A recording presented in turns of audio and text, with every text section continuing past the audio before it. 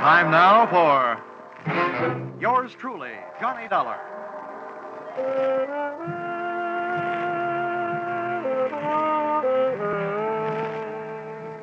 The next half hour has its baggage packed to take a trip with America's fabulous freelance insurance investigator, Johnny Dollar. At insurance investigation, he's just an expert. At making out his expense account, he's an absolute genius.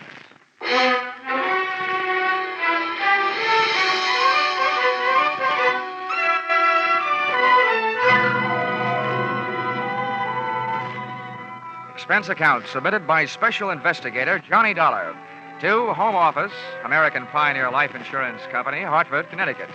Attention, W.K. Green, General Manager. The following is an accounting of my expenditures in the case of Barton Drake, or how I played ducks and drakes with a drake who ducked. Expense account, item 1. $100 I'm charging you for 1 hour's sleep I missed answering your telephone call at 9 o'clock in the morning. Expense account, item 2. $1.50. I had to go out for breakfast. The Easter Bunny didn't leave me any eggs. Item 3, cab fare to your office, $1. Tip the driver, $1.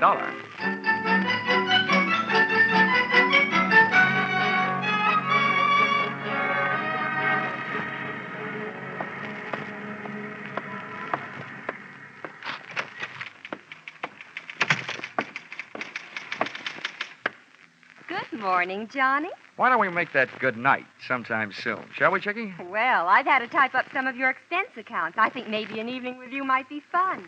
But business first. Old Stonewall's waiting for you. Oh, hasn't he gotten out of that military kick yet? No, he still thinks he's a general. But to me, he's still just what he was before he ever went into the Army. His belts never stopped fighting the battle of the businessman's bulge, huh? Well, forward march.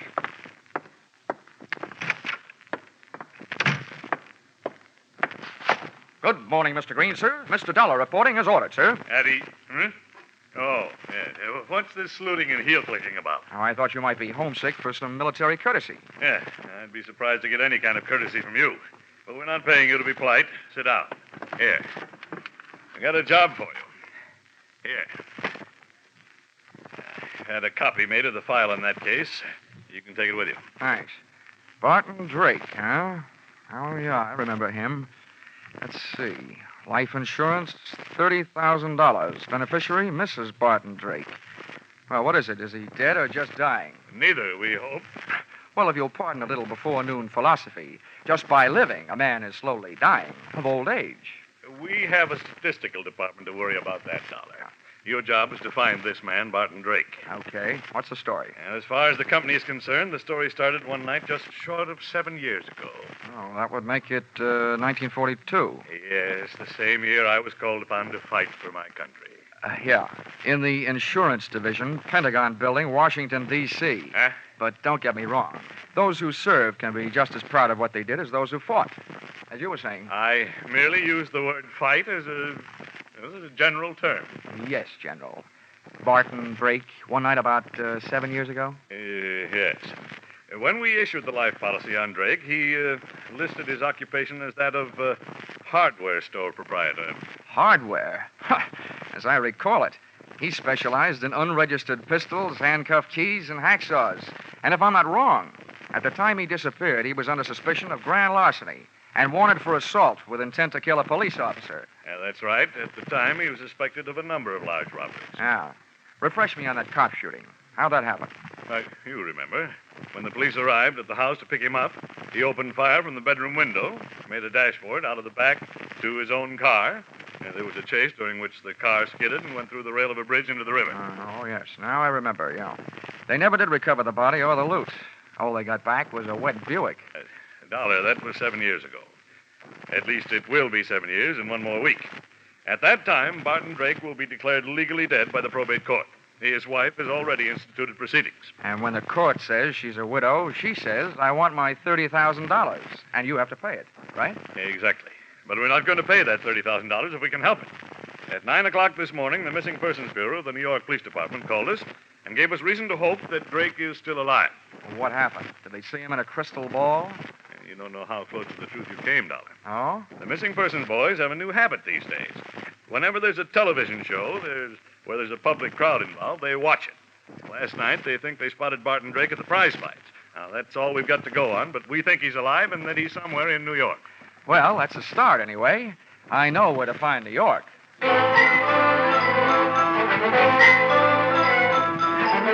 Expense account, item 4, $7. Mileage, Hartford to New York. I stopped in Bridgeport to soak up a dish of coffee and whatever information there might be in the insurance file. Of the two, the coffee was the stronger. All I learned from the file was Drake's physical measurements, the birthplace of his mother, his wife's maiden name, the last known quotation on his blood pressure, and his home address in Manhasset, Long Island, to which I went.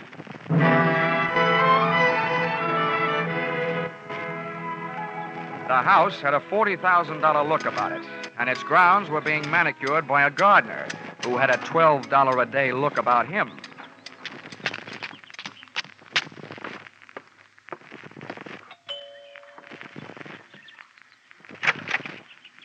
Yes, sir? I'd like to see Mrs. Drake. Here's my card. Yes, sir. Step in, please. Thank you. If you wait here in the hall, sir, I'll go tell her you're here. The maid had a $40 a week look about her and completed the picture of prosperity. For a hardware merchant, Barton Drake had died leaving his wife living a soft life. Either that or he was still alive and not giving his wife grounds for divorce on the basis of non-support. Or she was that certain kind of gal who wouldn't have any trouble making that certain kind of man get up that certain kind of money. And when I saw her, I knew not only that I couldn't afford her, but that Drake probably hadn't been able to, which probably led to his undoing. Just to give you an idea, she was wearing a diamond necklace and a negligee, and it was 2 o'clock in the afternoon. Mr. Dollar? Mrs. Drake? Yes, Stella Drake. I'm having breakfast. Won't you come in and join me? Well, I'll join you, but no breakfast. I just had a tomato surprise. Lunch. Oh, I'm glad you didn't mean me. Come on, right in here. Are you sure you won't have some breakfast? No, thanks. I couldn't bring myself to hurt that poor, tired trout you've got there. Oh, please. That's a genuine English kipper. Oh, I beg your pardon. I didn't recognize it without its monocle. Oh, you're more fun than an eye-opener. I should have you around when I get up every day. Well, I have something to tell you that should make you really feel good. You don't mean that bunch of stuffed shirts at the insurance company have decided to give me my money without going through all that fuss at probate court? Oh, I've got better news than that. You may not get that money. But we think you have a good chance of getting your husband back. What? Yeah, the New York police think they saw him last night.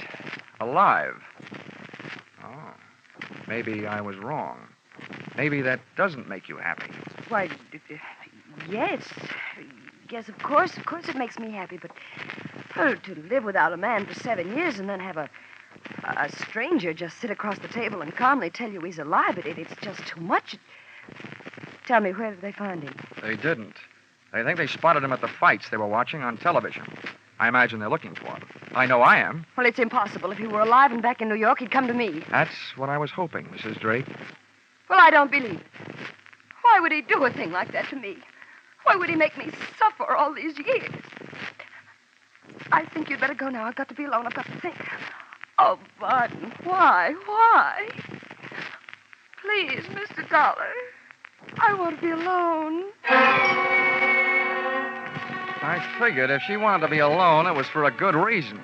Because that lather she'd gotten into was strictly from soap opera. She flooded me to the door on a tide of tears. Once outside, I picked up the hedge clippers the gardener had conveniently left near the front walk and pruned the telephone wires leading into the house. Then I took a plant on the place from the other side of the street. I figured Mrs. Drake would want to share her troubles with somebody, and with the phone wires cut, she'd have to leave the house to do it, giving me a chance to follow her. And that's the way it worked out. She led me someplace, all the way into New York City, but not to Barton Drake. That would have been too easy. Once in Manhattan, she headed for a drugstore and a telephone booth.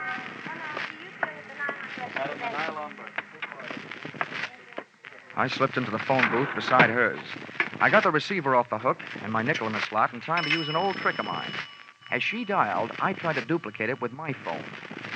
She dialed. And I dialed. I was just one number behind her all the way. When she was through dialing, I held off dialing the last number on my phone until she got an answer. And then I let it go.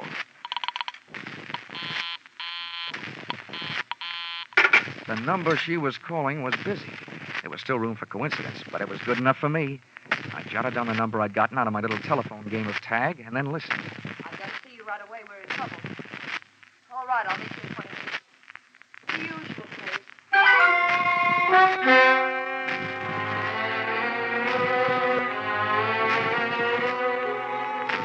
The usual place turned out to be the usual place to meet trains, Grand Central Station. But no train ever pulled into where Mrs. Drake went. As a matter of fact, no man ever did. Unless he was a plumber, maybe. That's right, where the ladies go to powder their noses and things. She came out 30 minutes later alone, but she never hit the street. Instead, she went through the tunnel into the adjoining Commodore Hotel and checked into room 407. The only room I could get was 1313. Expense account, item 5, $10. Tip to hotel detective for keeping an eye on the Eiffel in 407. Item 6, $35. Purchase of portable phonograph. Item 7, 65 cents. Purchase of phonograph record, Frank Sinatra singing night and day. With this for ammunition, I went back to my hotel room and gunning for a bird I'd never seen. I set up the phonograph near the telephone, put on the record, and placed a call to the number Mrs. Drake had called earlier in the day.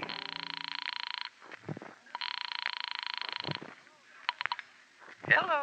Hello there. 7 p.m. again, and this is your favorite disc jockey, Happy Jack the Money Man. Yes, your favorite disc jockey, your spinner with the winners.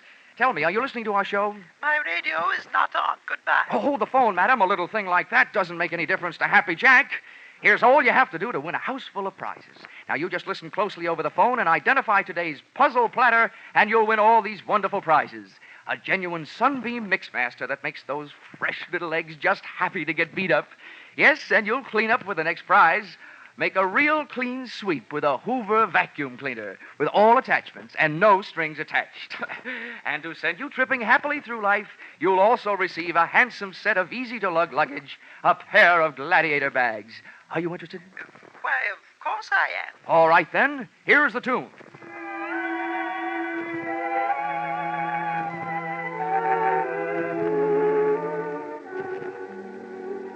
Night and day. There it is. What's the title of that song? Night and day. You're right. You win all the sensational prizes. Quickly now, give me your name and address. They'll be delivered tonight. Mrs. Knott, Yes, Mrs. Knott. The street number? 127 East 89th Street, apartment 3C. Thank you, Mrs. Knott. You'll get the whole works immediately.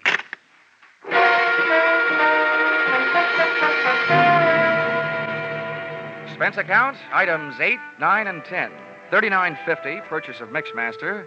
$79.50, purchase of vacuum cleaner. And $89.50, purchase of luggage. You may resent this expenditure, but there's one thing you must remember. Nobody can resist trading their name and address for something for nothing.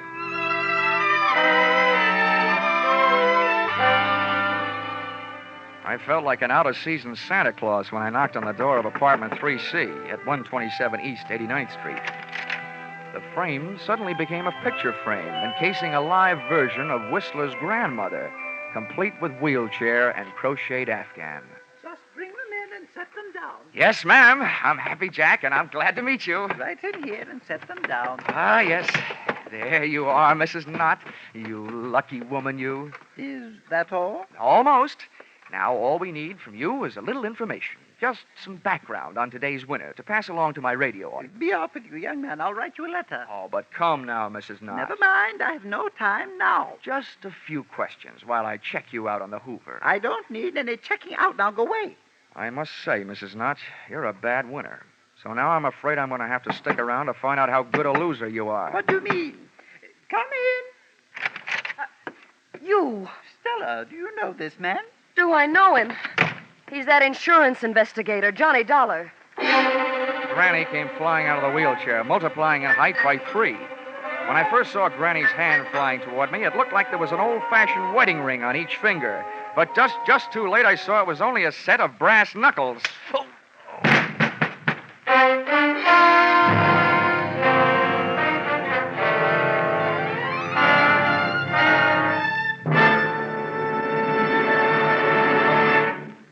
In just a moment, we'll return to the second act of yours truly, Johnny Dollar. CBS cordially invites you to hear the adventures of Philip Marlowe and the stories of modern crimes and their solutions as unfolded on Gangbusters when they come to you every Saturday night on most of these same CBS stations. Tomorrow night, Philip Marlowe will investigate the mystery behind the cloak of Kamehameha, and Gangbusters will deal with the case of the callous killers. Now back to yours truly, Johnny Dollar. When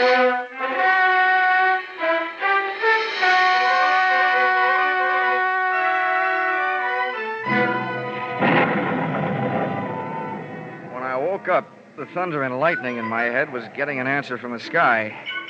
And I started getting some answers, too. You, James, give me a page. Granny's voice had changed to the bass register, and its owner was smoking a big cigar. I stayed on the floor and quiet. I didn't want those brass knuckles crooning me another lullaby. Come awful close to fouling up the whole deal.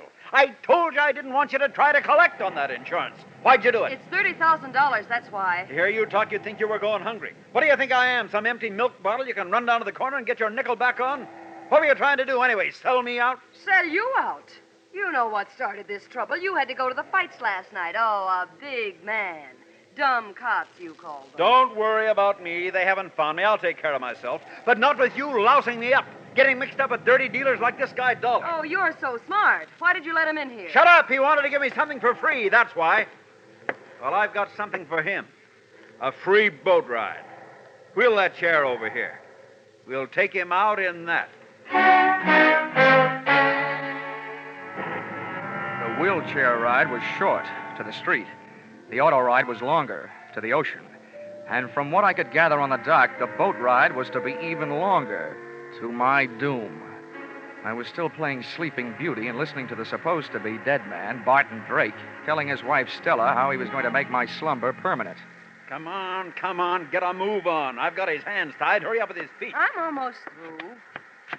There. Now what? Now stand back while I heave him up on the deck. Well, aren't you going to tie him to something? For what? If they ever find this boat, they're going to find it empty. One good wave out there, and this guy goes for a swim. There. The wheel's lashed. He's got plenty of gas and plenty of ocean out there. That'll teach Mr. Happy Jack. Now I'm giving him away.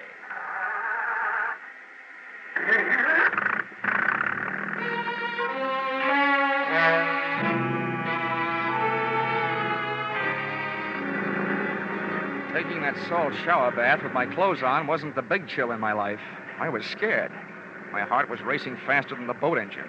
And for the first 20 minutes, all I could think about was hanging onto that slippery deck with all I had to hang with, my hopes and my heels. I was on a thin strip of deck after the wheel. Hard by my hands was a deck cleat. With that for a starting point, I went to work, trying to out-navigate that rope, with which Barton Drake had lashed the wheel. I worked my tied wrists over the cleat and dropped my legs down over the side into the icy racing water. I had rigged myself into a human jury rudder to swing the boat off its course. I didn't know where it would take me, but I didn't care, so long as it wasn't out to the open sea.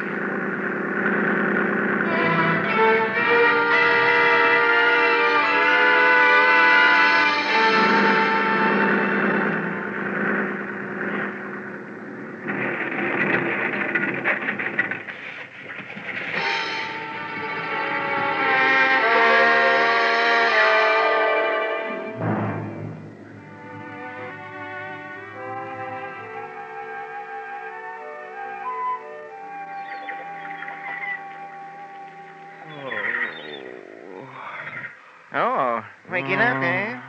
Might as well tell you. Your boat sunk and you ruined my knock last night doing it. I have to pay for it. Oh. My name's Fred Kindly. I pulled you off the beach. I'm expecting to be paid for that, too. Will it cost me to find out where I am? It ain't worth nothing. Talk, ain't. You're on Slate Island. Ain't worth much neither. All slate. Didn't have sense to grow no chalk to go with it. Dandy. Where are my clothes? Out in the sun. How about my wallet? Fish must have got it. Mind if I feel your back for fins? Now, don't get funny, young feller. Might want to be getting off this island someday. Someday. Some minute is more like it. You got a boat? Of course I got a boat, but ain't got much food. Maybe if I could afford to buy some supply canned goods when I got to the mainland, Well, how much would it cost? much as $100, maybe? Okay, it's a deal. Let's go. Hold on now. Only said maybe. Come think of it, might cost $200. Oh, okay. You swindler. 200 then. Oh, swindler, am I? I say, fellows might as well have the game as a name. Makes my price $500 worth of grade A canned goods. And if you don't want to pay it, you can get out in this shack and wait for the mailboat. Maybe I will. When does it get here? Week from Tuesday. Okay. He'll get you $500 worth of canned goods. When can we start? I'll give you your clothes soon as you put it in writing and sign your name. Where's the paper? Right here. Keep it handy. Just fill in the amount here. $500 worth. It's my regular contract for shipwrecks. Okay. Give it here. 500. Now, where do I sign? Right there at the bottom. There you are. All signed. That's a peculiar name. Ali Khan. I'd had more than my share of wind the night before, so I decided to throw caution to it. I went into the building at 127 East 89th Street and up to apartment 3C. First, I knocked with my knuckles and got no answers, so then I knocked with my feet. Well, what do you know? The lock broke. There was nobody home, and Barton Drake must have been out calling himself Granny at the moment because the wheelchair part of his disguise was also among the missing. The closet was empty, and the brand-new Gladiator bags I had delivered the previous evening were nowhere to be found. Now, nobody could say I hadn't made it easy for Drake to make a getaway with my little giveaway. I'd even supplied the luggage. But all the traffic wasn't going. Some of it was coming. Well, Stella, there's one bad thing about kicking your way into places. You can't lock the door behind you. Well, now that you're in, you better come all the way in. What are you doing here? You should be asking me what I'm doing alive. The only answer I've got for that is I don't murder easily. Where's Barton? That was the next question I was going to ask you. Now that one's gone, I've got a couple more I'd like to ask you. And don't argue. I don't know anything. Well, then let me tell you something. If you're not guilty of anything else, you are guilty of attempted insurance fraud. That's in my department. The tougher you make it on me, the tougher I'm going to make it on you. Now, about those questions. How long has your husband been back here in New York? He never left here. Oh, the night his car crashed through the bridge, he just grabbed himself a hideaway in New York and stayed put, huh? How long has he been using that old lady disguise? All the time. Okay. Well, now my last question. That bag in your hand, where were you going? Okay, let's find out. Give me that bag. What's this? Well, it's either a bathing suit or a two-piece handkerchief. And that blouse there, that doesn't look like it's for dinner wear in an igloo. You were headed south. So we were headed south. What about... We, huh? If you ask me, and I doubt that you will, so I'll tell you anyway, your hope's just headed south. Lady, you've been double-crossed. Your husband took off without you. I don't believe it. If he left here, he had a good reason. That's your guess, but we're not playing your hunches. We're playing mine from here on in. Just where did he say you were going? I don't remember. Maybe it'll help if first you remember what I told you about insurance fraud. It's good for 10 to 20 years. Now, do you remember? He bought tickets on the Orange Blossom Special for Florida. It leaves Penn Station in an hour and a half. Oh, you've got that a little backwards. The Orange Blossom Special pulls out in half an hour. What? That doesn't even give me enough time to get down there. Get out of my way. Sit down.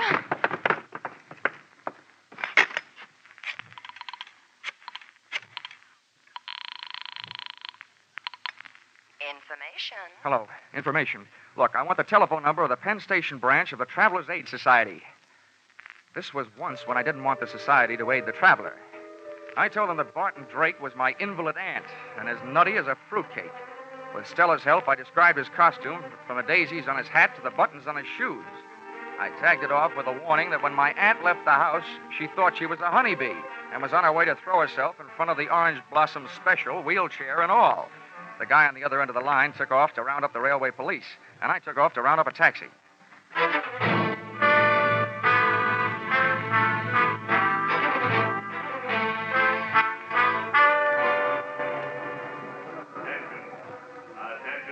I rode the escalator into the main waiting room, and halfway down, I spotted Barton Drake in his grandmother get-up.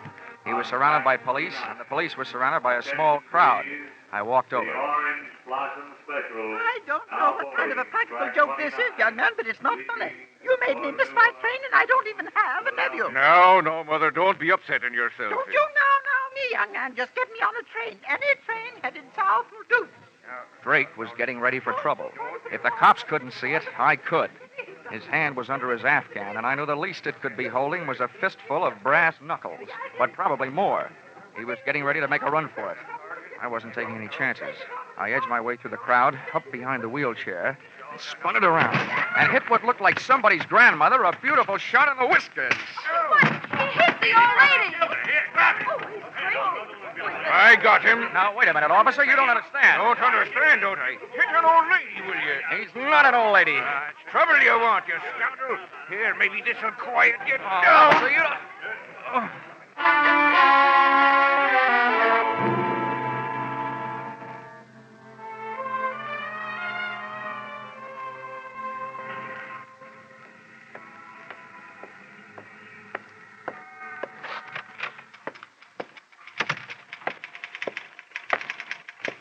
Johnny. Hiya, Chickie. Oh, that bandage. What's the matter with your head? No brains. Where's the general? Oh, when he found out you'd saved American Pioneer $30,000, he decided to take the morning off and celebrate. He's out playing golf. Oh, great. To celebrate my getting hit on the head with police clubs, he goes out and swings golf clubs. Oh, Johnny, I was sort of Now, hoping don't that... worry, Chickie. I've still got enough energy left for nightclubs. You want to help me with this expense account? I'll get it out of the way. Oh, that's all that stands between us. Uh-huh. Expense account submitted by Special Investigator Johnny Dollar to Home Office, American Pioneer Life Insurance Company.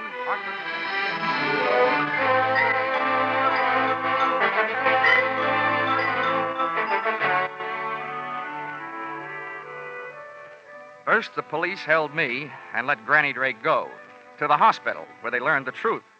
Then they let me go to the hospital and transferred Barton Drake to the pokey, where he was soon joined by his lady-in-waiting, Mrs. Drake. Expense account item 11. Something I almost forgot. $500. Canned goods for the man who got me off the rocks on Slate Island, Mr. Fred Kindly. Even if he did rob me, I didn't feel like robbing him. The only thing I did do was remove all the labels from the $500 worth of canned goods. I'm sure that this will see to it that Mr. Kindly had some very unbalanced meals, because I happen to know that there's no difference in the sound of canned tomatoes and canned peaches when you shake the can. Expense account total, $1,482.63. Yours, truly, Johnny Dollar.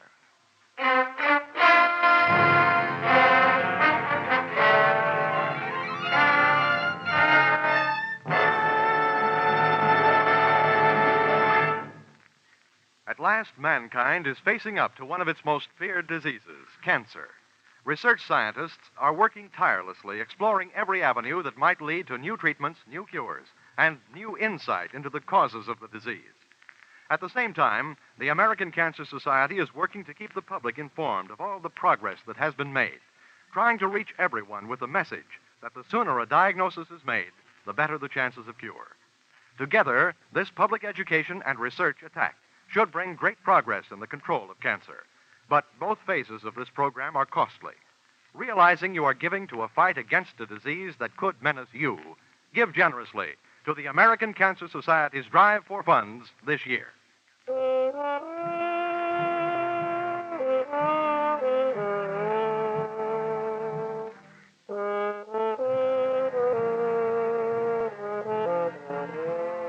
Yours truly, Johnny Dollar, stars Charles Russell as Johnny. Our music is composed and conducted by Leith Stevens. Yours truly, Johnny Dollar, is written by Paul Dudley and Gil Dowd and is produced and directed by Richard Sanville for CBS, where 99 million people gather every week, the Columbia Broadcasting System.